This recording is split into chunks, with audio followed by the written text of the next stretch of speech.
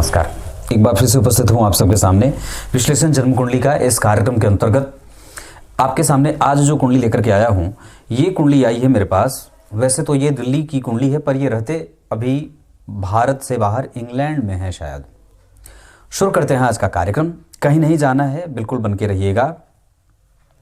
कार्यक्रम के आरंभ में मैं एक बड़ी अच्छी बात कहूँ।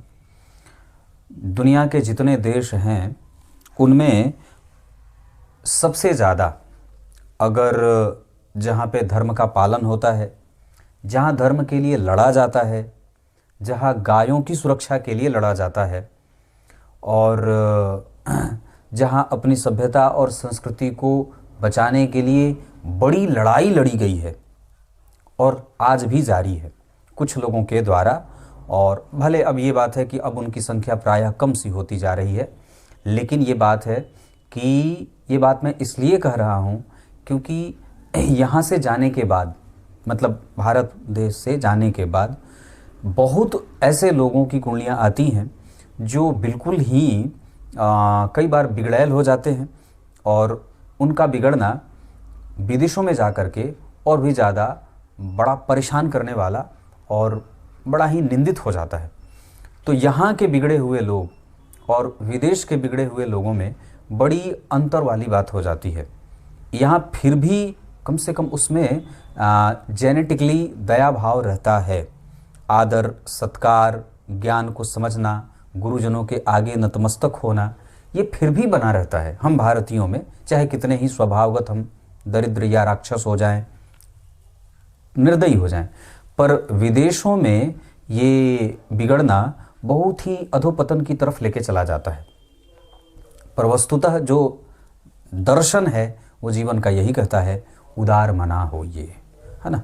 जितना ज़्यादा हो सके अपने आप को हृदय सपाट करके, पर्वत की तरह विशाल हृदय वाला, अपनी गलतियों को स्वीकार करने वाला, अपने संबंधियों के साथ अच्छे संबंध रखने वाला और निस्संदेह हमेशा ही भगवान के नामों का स्मरण करते रहना, उनको हमेशा ये एहसास करते रहना कि हाँ वो मेरे सन्निकट ही बैठे हैं और मुझे हमेशा देख रहे हैं और बिना उनके कृपा के एक श्वास प्रश्वास की जो प्रक्रिया है वो बिल्कुल भी संभव नहीं है और वो हमारे प्रत्येक इंद्रिय में उसकी शक्ति बन करके विराजमान है। मैं ऐसा इसलिए कह रहा हूँ क्योंकि कई बार जब बच्चे बाहर चले जाते हैं, जैसे ये जिनकी कुंडली है ये बाहर हैं, तो कई बार माता पिता की चिंता बढ़ जाती है और कई बार उनके भविष्य को लेकर के माता पिता चिंतित होते हैं। और कई बार ये इस वजह से भी होता है क्योंकि वो वहाँ जा कर के, विदेश में जा कर के अपने प्रभावों को और भारतीय प्रभावों से अपने आप को कमज़ोर कर लेते हैं। यहाँ की माटी सुगंधित है जबकि वहाँ की माटी कई बार नीरस हो जाती है ना। तो हमारे मिट्टी की ऐसी बात है जो यहाँ पे व्यक्ति को शालीन बनाता है, गंभीर बनाता है और दार्शनिक चिंतन वाला बनाता है।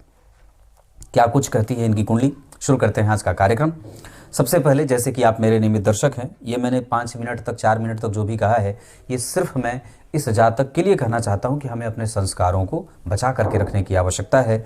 जो भी हमारे पूर्वजों ने हमें शिक्षा दी है और हमारे माता पिता के पास वो ट्रांसफ़र होते होते हमारे माता पिता के पास आई है, तो कोई भी ऐसा काम ना करे जिससे माता और पिता को निंदा का पात्र होना पड़े और उन्हें आप पर गर्व ना हो, है ना। उन्हें ये कभी भी ना लगे कि ओरे मैंने कैसी संतति पैदा कर दी जो मेरी ही बातों का उल्लंघन कर रहा है और वो एक अच्छी संतति अपने आप को सिद्ध नहीं कर रहा है। ऐसा कभी भी नहीं होना चाहिए। हमेशा आपके माता पिता को आपके ऊपर गर्व होना चाहिए और उन्हें ये लगना चाहिए कि नहीं, मैंने दुनिया की सर्वश्रेष्ठ संतति पैदा की है। भले मैं एक पिता या माता के तौर पे श्रेष्ठ रहा न रहा, पर निश्चित रूप से मेरी संतति जिसके ऊपर परमात्मा का सबसे ज़्यादा अच्छा आशीर्वाद है। ऐसा आइए, भाद्रपद माह में इनका जन्म होता है तो व्यक्ति देखने में बड़ा सुंदर और थोड़ा कभी कभी कठोर वाणी को बोलने वाला होता है। ऐसा आगे भी बताऊंगा कि क्यों होता है। दक्षिणायन में जो लोग जन्मे होते हैं, बहुत ध्यान से समझिएगा, तो दक्षिणायन में जो लोग जन्मे होते हैं उनके प्रभाव में शनि, मंगल, राहु और केतु, इन ग्रहों का प्रभाव तीव्रता से देखने को मिलता है।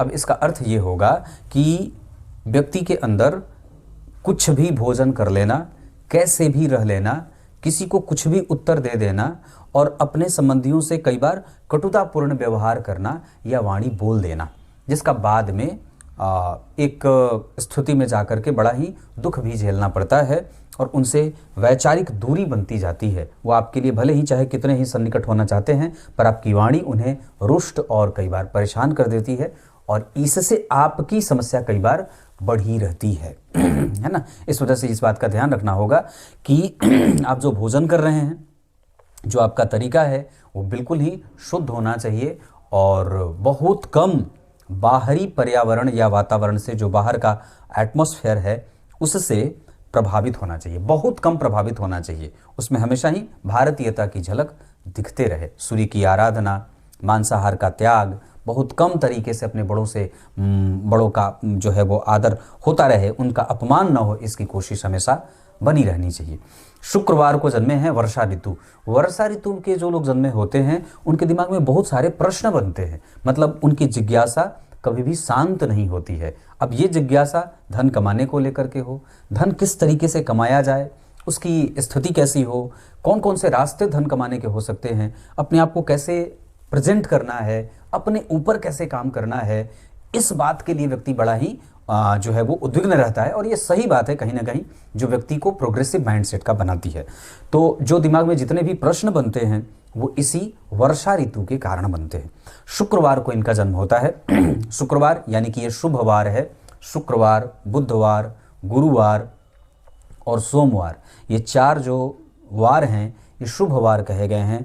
और इन वारों में जो जातक जन्मा होता है उसके अंदर शुभता बढ़ती है या शुभ प्रभाव उसके ऊपर पड़ते हैं। शुभ का मतलब अच्छा विचार, नेक इंसान, हृदय अच्छा, उदार मना, मददगार, आदर करना, सम्मान करना, शुभ लक्षणों का प्रभाव रहता है। और शुक्र इस कुंडली के लिए चतुर्थ भाव के स्वामी हैं और नवम भाव के स्वामी हैं।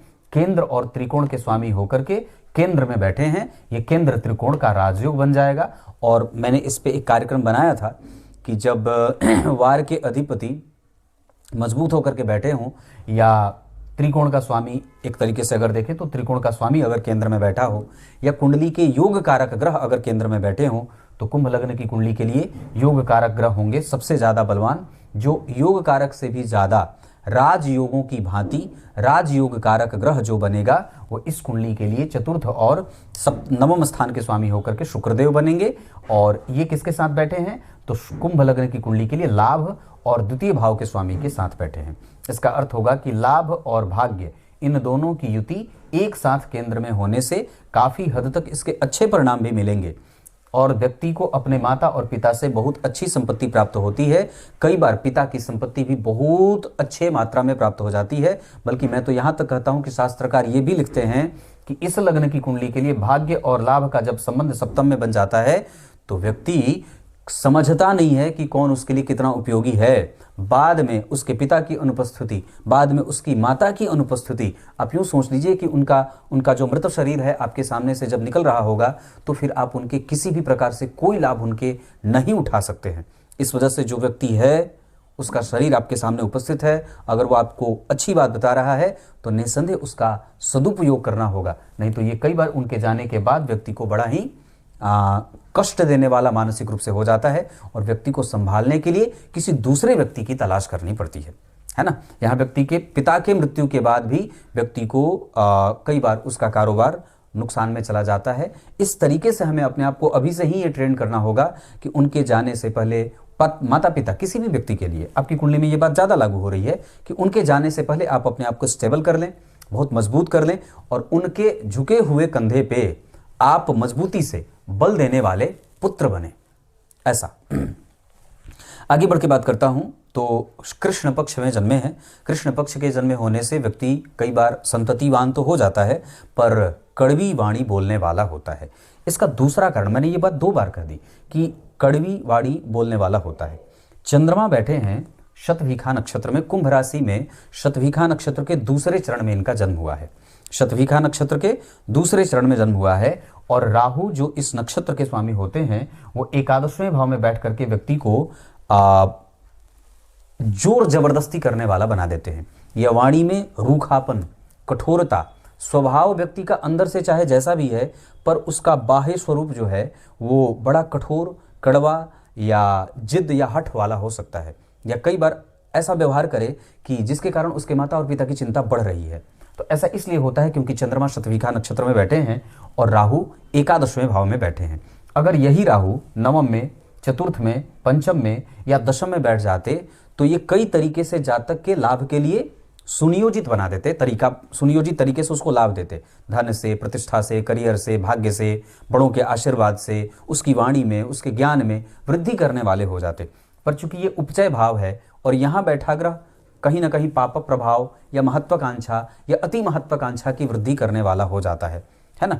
इस हिसाब से हमें अपनी वाणी और अपने स्वभाव को इतना चिंतन करके ही किसी के साथ उसका इस्तेमाल करना है या वैसा उपयुक्त अपने आप को बनाना है, वैसा उसके सामने प्रस्तुत करना है कि सामने वाले को आपकी वाणी रूखी और कमज़ोर या बुरी न लगे और आपकी ये जो भाई बहन हैं, जो भी छोटे हों या बड़े, उनको आपसे प्रेम सदैव मिलता रहे और आपको भी उनसे प्रेम बना रहे। इसकी कोशिश आपको हमेशा करनी होगी, क्योंकि चंद्रमा जब शतभिखा नक्षत्र में बैठ जाते हैं तो सबसे ज़्यादा व्यक्ति को कठोर मानसिकता का या कठोर बुद्धि का बना देते हैं, या जिद्दी, हठी, गुस्सैल, क्रोधी या ऐसा कुछ बना देते हैं। ये स्पष्टतया बात लिखी है और इसका यही फल कथन होता है। तो कृष्ण पक्ष के द्वितीय तिथि, अब यहाँ पे अगर मैं इस तिथि की बात करूं तो कृष्ण पक्ष के द्वितीय तिथि के चंद्रमा शुभग्रह होते हैं और इस स्थिति में व्यक्ति के पास धन की समस्या नहीं होती है। मतलब इसका एक बड़ा अच्छा प्रभाव ये रहेगा कि व्यक्ति सदैव धनवान बना रहता है और निरंतर वो धन की वृद्धि करने वाला ही होता है। इसका एक दूसरा कारण ये भी होगा कि धन भाव के स्वामी सप्तम भाव में बैठ करके लग्न को देख रहे हैं और जन्म कुंडली में मंगल की दृष्टि भी जन्म कुंडली के गुरु पे और शुक्र पे है। अब जरा ध्यान से समझिए, तो धन भाव के स्वामी जो गुरु होते हैं वो सप्तम में बैठ गए मित्र की राशि में और लाभ भाग्य भाव के स्वामी के साथ बैठे हैं। धन और लाभ के अधिपति होकर के सप्तम में बैठेंगे। पत्नी का स्वभाव, पत्नी का चिंतन और पत्नी के साथ संबंध व्यक्ति के बहुत ही उच्चतम स्थिति के होते हैं और पत्नी आपसे ज्यादा अनुभवी है। यहाँ पे गुरु और शुक्र की स्थिति जब लग्न पे जाएगी, गुरु और चंद्रमा आपस में एक दूसरे से केंद्र में बैठेंगे और तीन शुभग्रह, चंद्रमा शुभग्रह, कृष्ण पक्ष के द्वितीय तिथि के चंद्रमा शुभग्रह होते हैं, गुरु शुभग्रह है नैसर्गिक रूप से और शुक्र इस कुंडली के योग कारक, राजयोग कारक ग्रह हैं। तो तीन शुभ ग्रहों की स्थिति जब जन्म कुंडली के केंद्र में हो जाएगी तो मैं इस बात की गारंटी देता हूं कि व्यक्ति को अपने माता और पिता का इतना आशीर्वाद मिल जाता है, उनके बनाए घर, स्वयं के बनाए घर में व्यक्ति निवास करता है, अट्टालिकाओं में निवास करता है, अपने भवन के आगे अच्छी गाड़ियां, अच्छे सुख और समृद्धि के साथ जीवन जीता है। ये शुभ ग्रहों का प्रभाव केंद्र में कभी भी नेगेटिव प्रभाव देने वाला नहीं बनेगा, बल्कि इस कुंडली में एक और भी अच्छी बात होगी। दशम स्थान के अधिपति मंगल चतुर्थ में बैठ करके जहां व्यक्ति के दिमाग को, मन को अशांत करके कर्कश बना रहे हैं, इसके कारण कई बार घर में थोड़े बहुत तनाव के माहौल बनते हैं। और लेकिन दशम स्थान के स्वामी होकर के दशम स्थान को देख रहे हैं और दशम स्थान के स्वामी होकर के द्वितीय भाव के स्वामी गुरु पे उनकी चौथी दृष्टि जा रही है। दशम स्थान के अधिपति मंगल दशम स्थान को देख लिए तो यो यो भावो स्वामी दृष्टो युतोबा, इस सिद्धांत के तहत दशम भाव की सुरक्षा बढ़ गई। लेकिन देखा किसको है, तो दशमेश ने द्वितीय भाव के अधिपति गुरु को देखा है और भाग्य भाव के स्वामी जन्म कुंडली में मंगल से दृष्ट हो रहे हैं। इसका अर्थ होगा कि यहां भी केंद्र और त्रिकोण का स्वामी एक दूसरे के साथ संबंध में जा रहा है, मंगल की दृष्टि शुक्र पे है।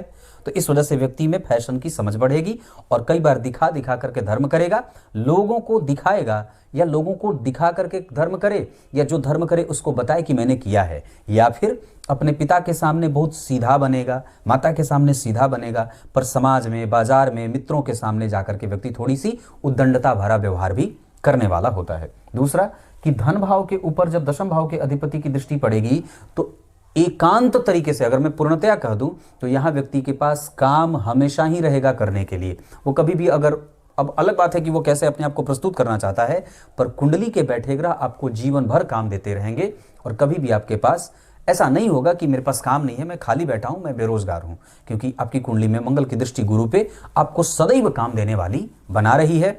लेकिन शुक्र के ऊपर जो मंगल की दृष्टि है और लग्न के ऊपर जो शुक्र चंद्रमा का प्रभाव, गुरु का प्रभाव आ रहा है, आपके अंदर शुद्धता, आप किसी को गलत सलाह नहीं दे सकते, आप हमेशा अपनी वाणी से, अपनी बुद्धि से, अपने ज्ञान से, अपने एनर्जी से सबको श्रेष्ठ बनाना चाहते हैं। पर बात यह है कि व्यक्ति दूसरों के लिए तो अच्छी सलाह देता है, पर जब वही बात अपने ऊपर लागू करनी रहे तो फिर वो पीछे हट जाता है। ऐसी स्थिति इस कुंडली में बन रही है। मतलब हमें सबसे पहले अपने ऊपर काम करने की आवश्यकता है, उसके बाद हम किसी दूसरे को सलाह अच्छा और उचित दे सकते हैं। यहाँ पे शुक्र और गुरु का प्रभाव व्यक्ति को चरित्र चिंतन करने वाला, गंभीर मानसिकता का, ब्राह्मणों की भांति व्यवहार करने वाला और कई बार बड़ा ही शुद्ध और दत्तचित्त होकर के, गुरु का प्रभाव व्यक्ति को दार्शनिक बनाएगा और शुक्र का प्रभाव व्यक्ति को सुंदर, खर्चीला और संसार की समस्त सुखों को प्राप्त करने वाला ऐसा बना देंगे। इसके अतिरिक्त जब लग्न और राशि एक ही हो जाए, कुंभ राशि बनी है और कुंभ ही लग्न भी बना है, लग्न के अधिपति जन्म कुंडली में कहां बैठे, 12 में, लेकिन स्वग्रही। इस वजह से यहां पे और लग्न पे 2 शुभ ग्रह की दृष्टि, एक चंद्रमा लग्न में आ गए तो यहां पे व्यक्ति बड़ा ही सोबर नेचर का हो जाता है। चंद्रमा की दशा में उसका स्वभाव बड़ा शांत हो जाता है, शुक्र की दशा में उसके सांसारिक सुखों की वृद्धि होती है, गुरु की दशा में उसकी दार्शनिकता, उसका धर्म, धन के प्रति चिंता, व्यापार को लेकर के लाभ की आकांक्षा और जीवन में प्राप्त करने की इच्छा बढ़ जाती है। मंगल की दशा में व्यय, घर के में कलह का वातावरण, मानसिक अशांति और कई बार व्यक्ति के उद्योगीपन के स्वभाव को भी देखा जाता है। वहीं चंद्रमा की राशि या लग्न में चंद्रमा बैठना, तो राशि और लग्न के जब एक ही ग्रह राशि और लग्नेश हो जाते हैं तो व्यक्ति की कुंडली ऐसी स्थिति में कभी भी असफल सिद्ध नहीं होती है। व्यक्ति भले अपने प्रभाव, अपने वातावरण, अपने देश और काल के आधार पे अपना नुकसान और नफा नहीं समझ रहा है, पर वस्तुतः कुंडली का नेचर खराब नहीं है। इसमें बहुत ही अच्छी बात शास्त्रकारों ने इस स्थिति की बड़ी ही श्रेष्ठ कल्पना की है और श्रेष्ठ फल भी प्राप्त कहा है कि इससे बहुत अच्छे प्रगति के मार्ग खुल जाते हैं और व्यक्ति बड़ा ही उत्तरोत्तर वृद्धि करने वाला ही होता है। अब मैं यहाँ से आगे बढ़ के आप लोगों से पंचांग में ही शतभिखा नक्षत्र पे बात करते हैं। शतभिखा नक्षत्र वस्तुतः मैंने पूर्व में भी बताया, ये राहु का नक्षत्र होता है। चंद्रमा उसी नक्षत्र में बैठ करके राहु के प्रभाव से प्रभावित होते हुए व्यक्ति की वाणी को कठोर, क्रूर और क्रूएल बना रहे हैं। अब लग्न की बात करते हैं तो लग्न बना है कुंभ राशि का 18 हंस का। ये बहुत ही शुद्ध लग्न माना जाएगा क्योंकि इसे पूर्णेंदु कहते हैं, मतलब पूर्ण रूप से बलवान लग्न। एक ऐसा चंद्रमा या एक ऐसा लग्न जो अगर पूर्णेंदु हो जाए, बलवान हो जाए, बिना किसी घटोतरी बढ़ोतरी के हो जाए तो इसे बहुत ही शुद्ध कहते हैं। और ऐसी अवस्था में कि अगर आपका लग्न कुंभ लग्न का 18 हंस का बना, शतभिखा नक्षत्र के चौथे चरण, शतभिखा नक्षत्र के अधिपति राहु, चौथे चरण के जो अधिपति हैं उस पर देवगुरु बृहस्पति का प्रभाव पड़ता है। अब ऐसी अवस्था में कि लग्न के अधिपति शनि बन गए, नक्षत्र जो बना है शतभिखा का उसके अधिपति राहु बन गए और चरण के अधिपति देवगुरु बृहस्पति बन गए। तो अब जब ध्यान से देखेंगे तो शनि, गुरु और राहु, इन तीनों में से शनि और राहु एकवत हो जाते हैं और देवगुरु बृहस्पति कई बार कमजोर पड़ने लगते हैं।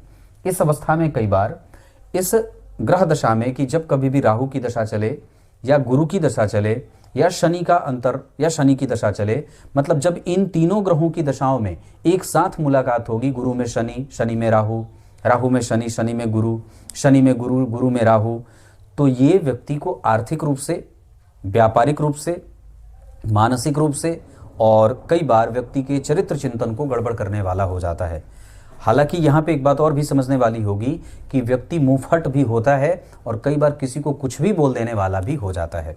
तो ये सारे प्रभाव गुरु, शनि और राहु के ही होंगे और इन दशाओं में व्यक्ति को निश्चित रूप से बहुत ही सावधान भी रहना पड़ेगा। हालांकि शनि और राहु नैसर्गिक रूप से इस कुंडली के लिए कोई दोषयुक्त स्थिति में नहीं है, पर गुरु के कारण कई बार ये प्रभाव बनेगा। अब मैं आपको यहाँ पे आगे बढ़ के और बताऊं तो अतिगंड योग, शूद्र वर्ण और राक्षस गण, इस पे ही हमें थोड़ा सा ध्यान देना है। शूद्र वर्ण और राक्षस गण का प्रभाव ये होगा कि व्यक्ति खाओ पियो मौज करो, मारो काटो छीनो झपटो, इस तरीके का प्रभाव ले लेता है। शूद्रता का प्रभाव मतलब उसमें गंदा रहना, कई कई दिनों तक स्नान न करना, बाल दाढ़ी बढ़ा करके रखना, अपने व्यवहार को कुशल न बनाना, अपने कारोबार से, अपने प्रभावों से दूसरों की चिंता बढ़ा देना, ऐसा न हो। क्योंकि शूद्र वर्ण और राक्षस गण के कारण कई बार हमारे प्रभावों पे इस तरीके के दुष्प्रभाव पड़ने लगते हैं या इन सभी चीज़ों से हम प्रभावित हो जाते हैं या कई बार हमें ये सब चीज़ें प्रभावित करती हैं, हमारे व्यवहार को कमज़ोर करती हैं लोगों की दृष्टि में।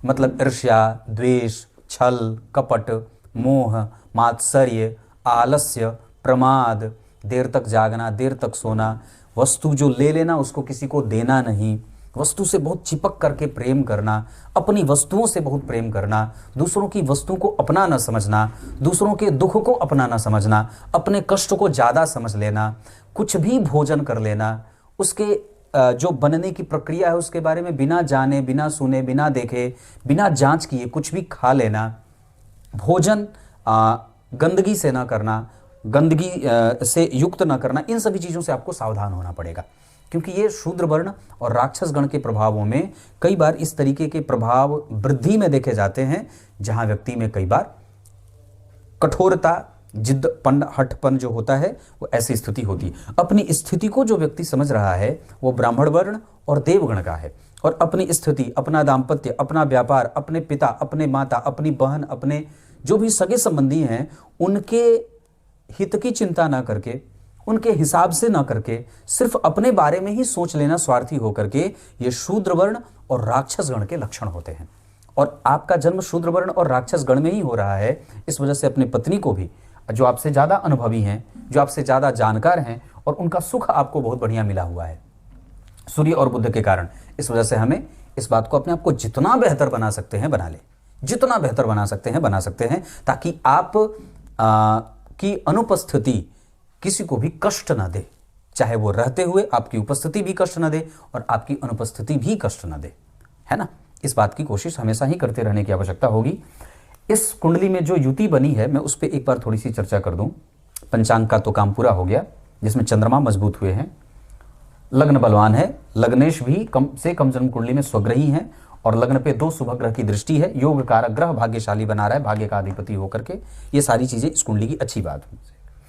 शुक्र और गुरु का यहाँ बैठना, शुक्र और गुरु, शुक्र और गुरु, शुक्र और गुरु, माता से लाभ हमेशा है। माता भाव का स्वामी, धन भाव के स्वामी, ये एक साथ यहाँ बैठ रहे हैं, और अपने भाव से चौथे घर में शुक्र बैठे हैं शुभग्रह होकर के, और दशम भाव के स्वामी चतुर्थ में बैठे हैं। इस वजह से व्यक्ति को अपने जन्म स्थान से दूर रहने की स्थिति बनती है। इस भाव के अधिपति के ऊपर, शुक्र के ऊपर राहु की दृष्टि है।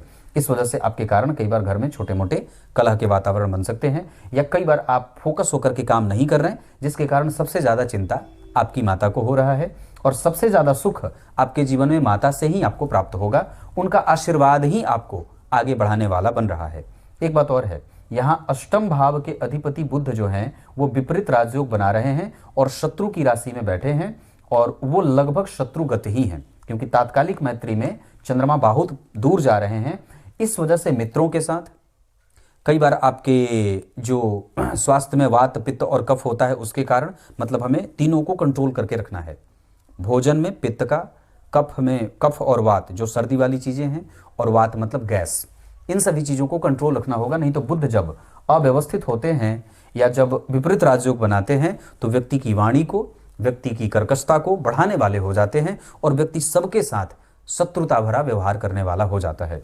माता से आशीर्वाद इस कुंडली में अच्छा है, माता का सुख बहुत अच्छा है, पत्नी का सुख भी बहुत अच्छा देख रहा हूं, पर गुरु और शुक्र की युति इस कुंडली के लिए सामान्यतया अच्छी है, और इसका श्रेष्ठ परिणाम जातक को मिलेगा, कई बार विवाह के बाद भी, और ऐसे भी मिल जाता है। इस कुंडली में कमजोरी यहाँ पे मंगल के कारण हो रही है, इस वजह से हमें अपने घर में कोई भी ऐसा काम नहीं करना चाहिए जिससे घर का माहौल बिगड़े या खराब हो।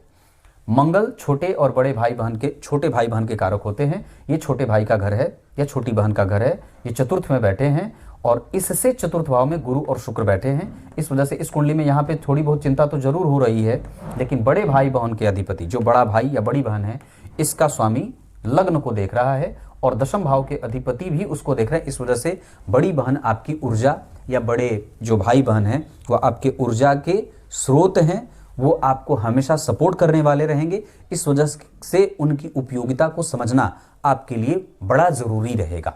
इसके अतिरिक्त सूर्य और बुध की जो युति यहाँ बनी है, इसको जरा समझेंगे तो सप्तम भाव के अधिपति सूर्य और अष्टम और पंचम भाव के स्वामी बुध बनते हैं। वैसे तो इन दोनों ग्रहों की युति, मतलब सप्तमेश और अष्टमेश की युति यहाँ पे बहुत शुद्ध नहीं मानी जाएगी, पर इन दोनों के बैठने का एक फल यहाँ जरूर होगा कि व्यक्ति कम से कम नौकरी पेशा करने वाला, व्यापार भी करे, पत्नी के साथ भी जोड़ करके अगर कोई काम करे तो उसमें सफलता उसको मिल जाती है। पर युति की बात जहां तक करते हैं तो सप्तम, अष्टम, पंचम और सप्तम की युति कई बार विवाह में मतभेद भी देती है, या व्यक्ति किसी भी तरीके से अपने माता और पिता को मना लेता है, पर बाद में चल करके उस प्रेम विवाह में उसमें दरारें या कमजोरी या कई बार उसमें कठोरता भी देखने को मिल जाता है, या कई बार उसमें विवाद की स्थिति भी बन जाती है। यहाँ पे गुरु और शुक्र अगर यहाँ बैठे हैं तो सामान्यतया मैं इसे कमजोर नहीं कहूँगा, पर फिर भी यहाँ हमें ये बात ध्यान से समझनी होगी कि पत्नी बुद्धिमान, अनुभवी, दार्शनिक और बेहतर हैं। बस आपको उसका लाभ, अगर कोई मतभेद हो रहा है तो आपसे ही कोई गड़बड़ी या गलती हो सकती है, अन्यथा तो इधर से कोई बात ऐसी नहीं दिखाई दे रही है। लग्न के अधिपति का 12वें जाना और उसके ठीक पीछे राहु का बैठना, ये सामान्यतः व्यक्ति को व्यय करने वाला बना रहे हैं। धन भाव के स्वामी का 7वें भाव में जाना, आप अगर हो सके तो अपने खुद के कारोबार पे आपको फोकस ज़्यादा करना चाहिए। उसका फल और उसके प्रभाव आपकी कुंडली में ज़्यादा दिखाई दे रहे हैं। तीसरे भाव के साथ साथ 10वें भाव के अधिपति होकर के मंगल 4th भाव में, ये कई बार माता की चिंता बढ़ाने वाला और कई बार छोटे भाई बहन के सुखों से वंचित करने वाला होता है। यह व्यक्ति स्वयं कभी भी छोटा ही होता है, उससे बड़ा कोई नहीं होता, ऐसी भी स्थिति देखने को मिलती है। 5वें भाव के अधिपति का 6वें भाव में जाना, शनि से दृष्ट होना, 5वें भाव पे राहु और केतु का प्रभाव होना, गुरु इस कुंडली के लिए प्रधान मारक ग्रह के रूप में आएंगे। ये मैं आगे अभी इसके बाद थोड़ी सी इसी पे चर्चा करूंगा।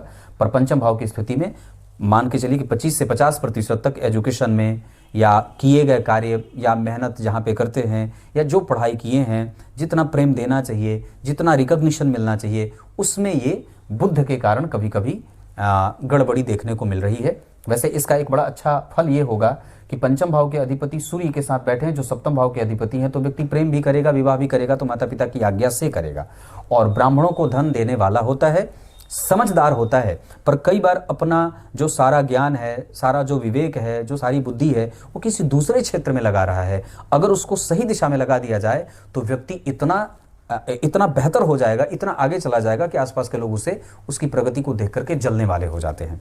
तो इस तरीके की स्थिति ना बने, इस वजह से दान देते रहिए, ब्राह्मणों का आदर होता रहे, माता पिता का सम्मान होता रहे, गुरुजनों का आदर होता रहे, गुरु मंत्र का जप होता रहे, सूर्य को अर्घ देते रहिए, अपने समस्याओं को समझने की बुद्धि विकसित करिए, अपनी स्थिति को समझने की कोशिश करिए, अपने माता और पिता के प्रभावों को और प्रेम को समझने की कोशिश करिए कि वो आपके लिए वस्तुतः क्या चाहते हैं।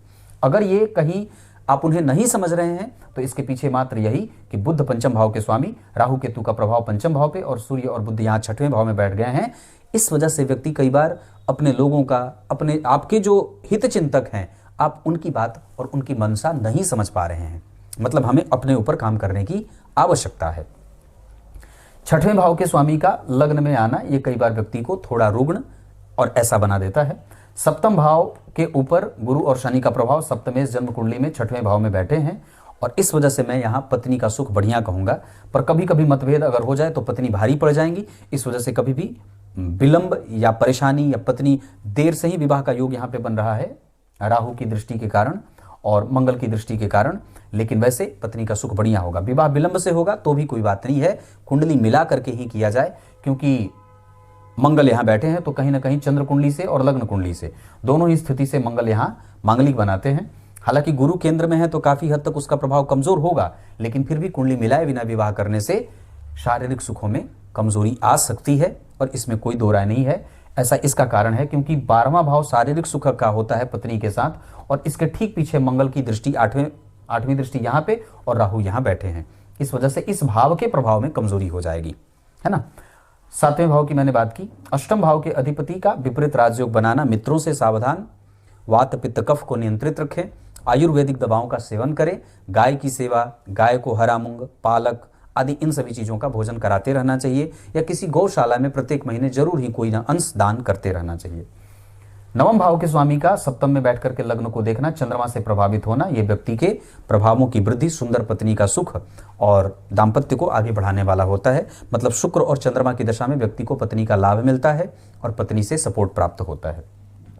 10वें भाव के अधिपति का 10वें भाव को देखना, ये व्यक्ति के करियर को ठीक लेके जाता है और पिता के साथ कई बार संबंधों को थोड़ी बहुत कमजोरी भी देता है। इस वजह से उनके साथ संबंधों में आपको बहुत ही मित्रतापूर्ण व्यवहार रखना चाहिए। 11वें भाव में राहु व्यक्ति को बहुत सारी जगहों से धन देने की कोशिश करते हैं। 12वें भाव में शनि व्यक्ति को मोक्ष की गति लेके जाते हैं और व्यक्ति वस्तुतः अगर शुद्ध काम नहीं करेंगे तो यहाँ के शनि स्वग्रही हैं, होते तो मोक्ष के कारक हैं और गुरु जन्म कुंडली में मित्र की राशि में बैठे हैं। अगर बढ़िया काम कर देंगे तो मृत्यु के बाद गति बहुत अच्छी हो जाएगी, नहीं तो फिर ये शनि नरकगामी बना देते हैं, व्यक्ति को नरक लोक में जाना पड़ता है ना। ऐसा सिद्धांत हमारे आचार्य कहते हैं।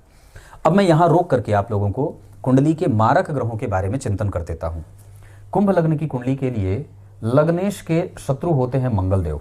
तो इस कुंडली के लिए दशम और तृतीय भाव के स्वामी होकर के प्रधान मारक ग्रह के रूप में मंगल देव बनेंगे।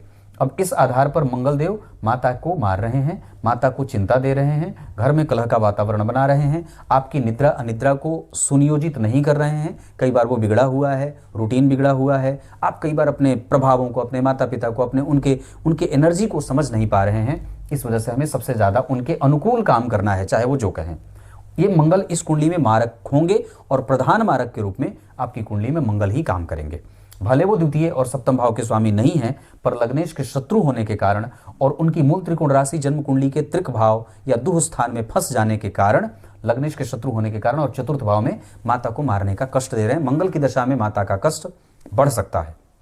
उसके साथ दूसरे मारक ग्रह के रूप में इस कुंडली के सप्तम भाव के स्वामी होकर के सूर्यदेव मारक ग्रह के रूप में बनेंगे। हालांकि वो जन्म कुंडली के छठवें भाव में बैठे हैं, इस वजह से वो प्रधान मारक के बाद दूसरे मारक ग्रह के रूप में सूर्य ही बनेंगे। लेकिन सूर्य चूंकि सप्तम भाव के स्वामी है, इस कारण से उन्हें मारक ग्रह कहा जाएगा, पर वस्तुतः एक ग्रह के रूप में सूर्यदेव मारक ग्रह के रूप में अपनी परिभाषा सिद्ध नहीं करते हैं।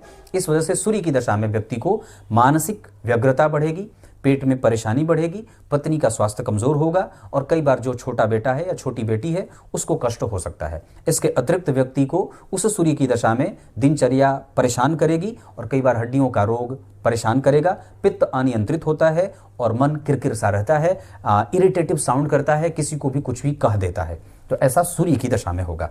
उसके साथ तृतीय मारक ग्रह के रूप में इस कुंडली के लिए द्वितीय भाव के स्वामी मंगल देव गुरु बृहस्पति होते हैं। अब मैं इसको और भी जरा सा जो है वो एक्सप्लेन कर देता हूं। भाव के आधार पर देव गुरु बृहस्पति पहले मारक ग्रह के रूप में जाने जाएंगे, क्योंकि वो द्वितीय भाव के स्वामी हैं और लग्नेश से उनकी बहुत अच्छी मैत्री होती भी नहीं है। इस वजह से और द्वितीय भाव के स्वामी होकर के सप्तम भाव में बैठे हैं और अपने शत्रु ग्रह के साथ बैठे हैं। इस वजह से यहाँ पे उनकी युति गुरु और शुक्र की दशा में भाग्य, धन, पैतृक संपत्ति, वाणी, व्यापार, दाम्पत्य, दिनचर्या और संतान आदि को कष्ट देने वाली हो सकती है। या इन दशाओं में जब गुरु की दशा चले और शुक्र की दशा चले तो व्यक्ति को इन सभी चीजों से सावधान होना पड़ता है। इसके अतिरिक्त गुरु और शुक्र की युति यहाँ पे बहुत अच्छी भी नहीं मानी जाएगी। नैसर्गिक रूप से चूंकि ये दोनों शुभ ग्रह होते हैं, लग्न को देख रहे हैं, इस वजह से ये काफी अच्छा परिणाम करेंगे, पर हमें इस दशा काल में भी बहुत सतर्क और सावधान रहना होगा, खास करके मैंने जिन बातों पे फोकस किया है। अब बात करते हैं मारक ग्रहों पे ही अभी चर्चा हो रही है, तो एकादशवें भाव के स्वामी होकर के सप्तम में बैठेंगे तो पत्नी से लाभ और व्यापार से लाभ देंगे और व्यक्ति की इच्छाओं की पूर्ति भी करवाएंगे। लेकिन राहु की स्थिति यहाँ और राहु की दृष्टि सप्तम भाव पे है, शुक्र के ऊपर है, तो अगर जो पत्नी शत्रु बन गई या अगर आपकी कुंडली में महत्वाकांक्षा प्रतिदिन इतनी बढ़ती गई तो व्यक्ति कई बार डिरेल भी हो जाता है, गलत मार्ग पे भी जाने वाला हो जाता है, कई बार नशे के चपेट में आ जाता है, गलत मैत्री में चला जाता है, ऑप्टिमिस्टिक विचारधारा त्याग करके कई बार नेगेटिव हो जाता है और कई बार तो बहुत ही बिगड़ैल भी हो जाता है। तो ये कब होगा? जब कभी भी गुरु की दशा में राहु का अंतर आए या राहु की दशा में गुरु का अंतर आए।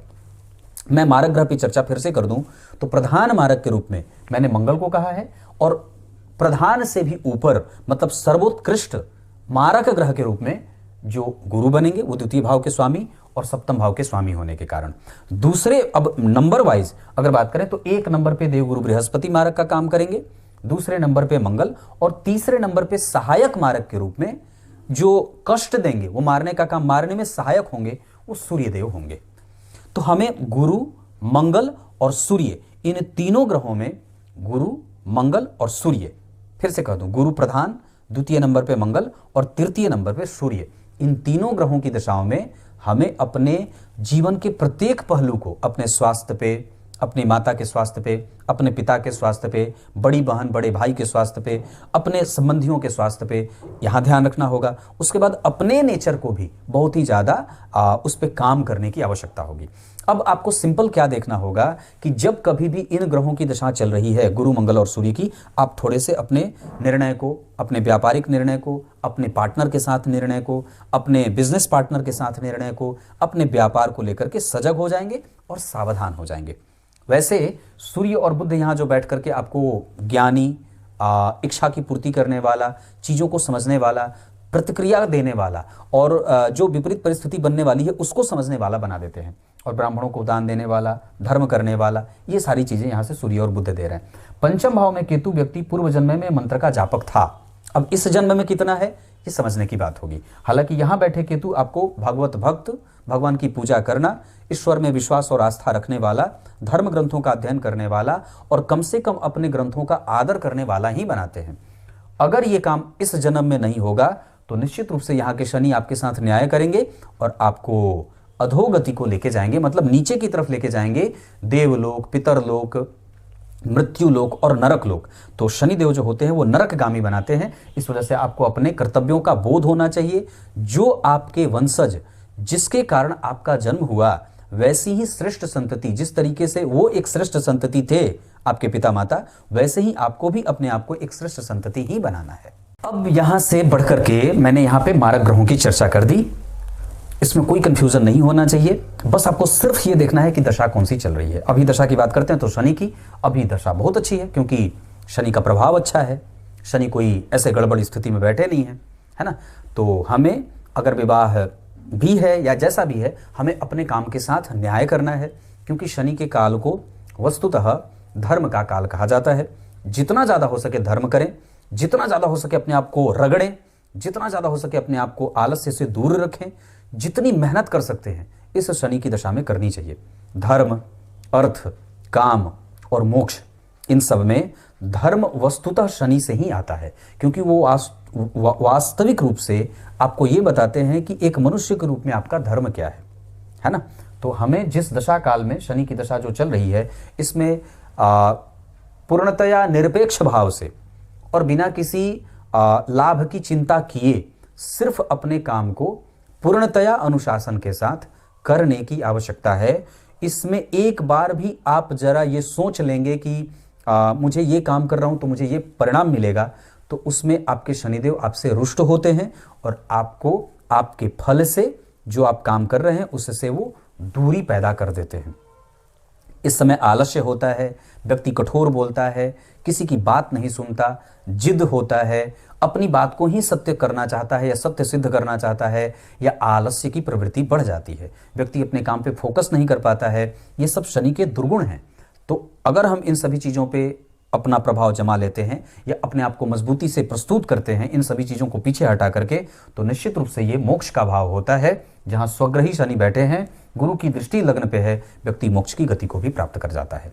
सूर्य और चंद्रमा में से चंद्रमा बलवान हो रहे हैं बल के आधार पर, और दृष्काण चक्र में चंद्रमा जो बैठे हैं वो बैठे हैं मिथुन राशि में, और बुध जो होते हैं वो कहीं ना कहीं, शनि और बुध नरक लोक के अधिपति होते हैं। तो शास्त्रकार लिखते हैं कि सूर्य और चंद्रमा में जो ग्रह बलवान हो, अगर वो दृष्काण चक्र में शनि या बुध की राशि में बैठेगा तो व्यक्ति की आत्मा नरक लोक से आई थी, लेकिन चूंकि गुरु का प्रभाव 6वें भाव में सूर्य बुध और 7वें भाव में गुरु शुक्र, अष्टम भाव के स्वामी भी बुध 6वें भाव में बैठे हैं, यहाँ पे 2 शुभ ग्रह बैठे हैं, तो व्यक्ति वस्तुतः अगर शुद्ध कर्म कर देता है, अच्छा कर्म कर देता है, तो वो या तो पितरलोक में या तो देवलोक की गति को प्राप्त करता है। अब ये आपके ऊपर निर्भर करता है कि आप वस्तुतः अपनी मृत आत्मा को कितना सुख और कितना दुख देना चाहते हैं, जो कि इन चीजों से परे है। आत्मा को कभी दुख और सुख नहीं होता है, पर वस्तुतः आपके कृत्य के आधार पर उसको यम की यातना सहनी पड़ती है और यम का सुख भोगना पड़ता है। वो स्वर्ग को जाती है, वो देवलोक को जाती है, वो पितरलोक को जाती है और वो नरक लोक को जाती है। तो वस्तुतः हमें उसी को श्रेष्ठ मार्ग देना है और उसी को सही जगह पे पहुंचाना है। यही जीवन का वस्तुतः असली अर्थ होता है।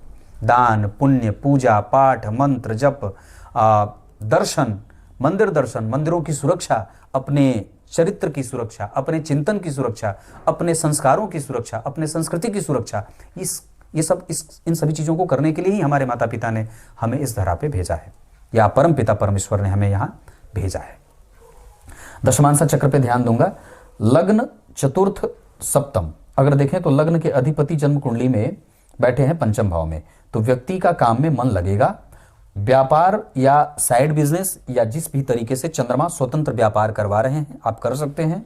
शुक्र और राहु के साथ स्थिति का बनना, दशम भाव के स्वामी का 6वें भाव में जाना, ये पिता के कारोबार को भी आगे बढ़ा सकता है। माता के कारोबार को भी आगे बढ़ा सकता है। अष्टम स्थान में शनि बैठे हैं जो सप्तम भाव के अधिपति हैं, तो व्यापार से धन इस कुंडली में आएगा और व्यक्ति चीज़ों को समझने वाला भी है। भाग्य भाव में गुरु का प्रभाव पंचम भाव के स्वामी होकर के नवम भाव में बैठ करके लग्न को देख रहे हैं। इस वजह से ये जो स्थिति बनी है लग्नेश के ऊपर और लग्न के ऊपर गुरु की दृष्टि, आप अगर थोड़ा सा अपने आप को एनर्जी में रख लेंगे तो निश्चित रूप से आपकी कुंडली बड़ी ही भाग्यशाली साबित हो जाएगी आपके कारोबार के लिए। क्योंकि ये बहुत ही सामान्य बात नहीं होती कि नवम भाव में बैठे हैं पंचम भाव के स्वामी और लग्न के ऊपर और लग्नेश के ऊपर गुरु की दृष्टि है। इसके अतिरिक्त 12वें भाव में बुध, मंगल और केतु बैठे हैं जो कभी कभी आपके व्ययातिरेक को बढ़ा रहे हैं और आपके साहस, बल, आपकी क्रिएटिविटी, आपके तर्क बल को बिजनेस के मामले में थोड़ी बहुत कमजोरी दे रहे हैं। इस वजह से मंगल और बुध की दशा में, राहु और केतु की दशा में हमें अपने व्यय पे, अपने कारोबार पे, अपने इंपोर्ट एक्सपोर्ट के काम को या जो भी आपके काम बनते हैं, अपने सहपाठी हो जाएं, अपने जो पार्टनर हो जाएं, या इन सभी चीज़ों के साथ जो आपका संबंध होता है वो बहुत ही संतुलित होना चाहिए, नहीं तो वहाँ पे नुकसान के योग बन जाते हैं। हालांकि यहाँ पे शुक्र और राहु का संबंध कई तरीके से आपको फैशन की समझ देने वाला भी बना देता है और व्यक्ति को बेहतर बनाता है। ये इस कुंडली की सबसे अच्छी बात है। सूर्य, गुरु और चंद्रमा यही आपके करियर को आगे लेके जा सकते हैं। सूर्य और शुक्र, सूर्य लग्न के अधिपति, शुक्र दशम के अधिपति, ये द्विद्वादश के संबंध में बैठे हैं। इसका अर्थ होगा कि व्यक्ति जब कभी भी कोई काम करने चलेगा तो आरंभ में उसको थोड़ी बहुत मशक्कत करनी होगी, पर बाद में चल करके उसको उसका यश, उसका जो प्रमाण होता है, उसका जो परिणाम होता है, उसका जो विवेक होता है, वो काम आ जाता है और व्यक्ति को उसकी सफलता मिल जाती है। नवांश चक्र में सूर्य बैठे हैं लग्न में जो 6वें भाव के स्वामी हैं, लग्न के अधिपति लग्न को देख रहे हैं। यहाँ पे मंगल यहाँ भी बैठे हैं, मंगल यहाँ भी बैठे हैं। ये वर्गोत्तम हो जाएंगे भाव से और वर्गोत्तम होने के कारण व्यक्ति की कुंडली बलवान हो जाएगी। यहाँ कुंभ राशि बनी है, द्वितीय भाव के स्वामी यहाँ के लग्नेश होते हैं और लग्नेश होकर के लग्न को वापस देख रहे हैं। पत्नी धार्मिक हैं, दान पुण्य करने वाली हैं। अगर उनको समझाया जाए या उनका लाभ उठाया जाए तो बहुत ही अच्छा दाम्पत्य यहाँ पे देख सकता हूँ। शुक्र और बुध का शुभ कर्तृ योग सप्तम भाव को विवाह टूटने से बचाता है। यहाँ पर भी स्थिति मैं अच्छी ही कह रहा हूँ, यहाँ भी बहुत अच्छी स्थिति अच्छी है, बस आपके ही कारण कभी कभी घर में कलह हो सकता है। क्लियर है। शुभ अंक इस कुंडली के लिए 2 रहेगा। धन कमाने के लिए आपकी कुंडली जा सकती है पश्चिम और उत्तर की दिशा में।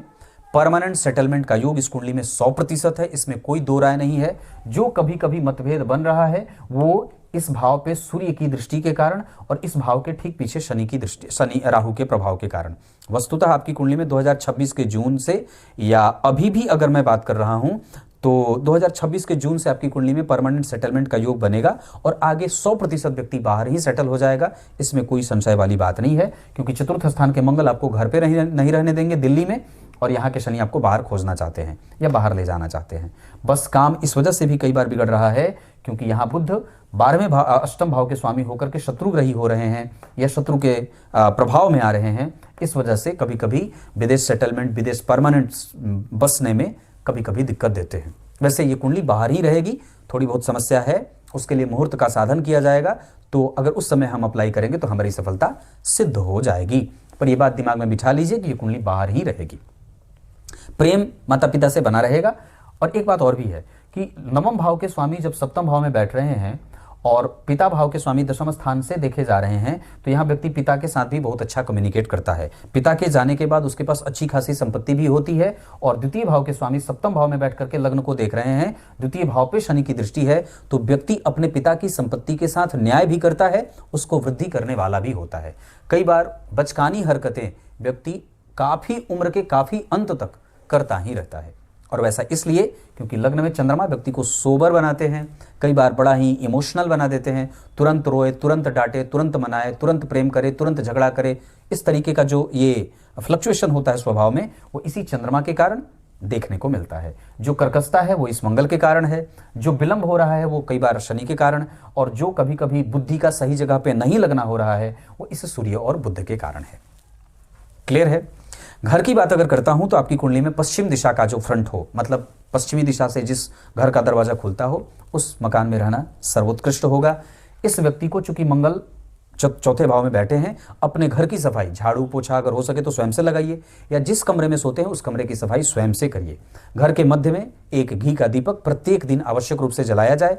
घर का रंग रोगन सफाई स्वयं की जिम्मेदारी से स्वयं से करना चाहिए। घर में कलह का वातावरण न बने, इस वजह से बजरंगबली के हनुमान चालीसा का पाठ, कमल के पौधे घर में लगा करके रखना चाहिए। आंगन में हो जाए, बालकनी में हो जाए, दरवाजों पे हो जाए, गार्डन में हो जाए, कमल के पौधे लगाए जाएं और पुष्प ठाकुर जी को अर्पित किया जाए। विष्णु भगवान की मूर्ति हो, तस्वीर हो, उनके सामने पुष्प की माला अर्पित की जाए, कमल के पुष्प की। आपको जहां कहीं भी खाली जगह दिखता है आप वहां कमल का पौधा लगा दीजिए, और उसी कमल के पौधे की जो बीज होती है, जो कमल गट्टा बोलते हैं, उसको ही पीस करके हो सके तो उसका चंदन बना करके भगवान को अर्पित किया जाए। या इसके अतिरिक्त कमल के पौधे को, पत्ता जो होता है उसको मोड़ करके उसको एक चांदी के ताबीज में भर के अपने गले में धारण किया जाए। क्लियर है? और एक बात और बता दूं, तो इस कुंडली के हिसाब से ओम वरुणाय नमः, ओम वरुणाय नमः, इस मंत्र का जप सदैव मन में होता रहे तो व्यक्ति की गति बदलती रहती है और भगवान की कृपा बनी रहती है। मैंने मंत्र कहा ओम वरुणाय नमः। घी दान करना चाहिए, चांदी दान करना चाहिए, है ना, और इस तरीके की वस्तुओं का, ग्रंथों का दान होता रहे तो ये कुंडली बहुत अच्छी बन जाएगी। मैंने दशाओं पे चर्चा की, बहुत सारी चीज़ें बता दी हैं। अगर आगे कभी भी कुछ आवश्यकता होगी तो मैं उपस्थित हूँ। तब तक के लिए बहुत बहुत नमस्कार।